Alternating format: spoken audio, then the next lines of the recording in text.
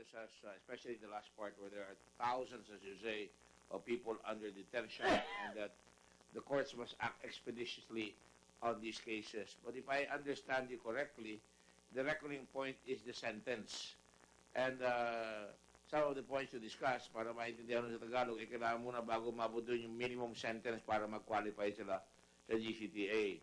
There's a basic provision po sa mga nakikinig at nanonood at yung mga kasama natin dito na hindi po dapat pumasok yung paghimasok ng legislation o ng Kongreso dun sa mga ginagawang pagsentensya ng mga preso.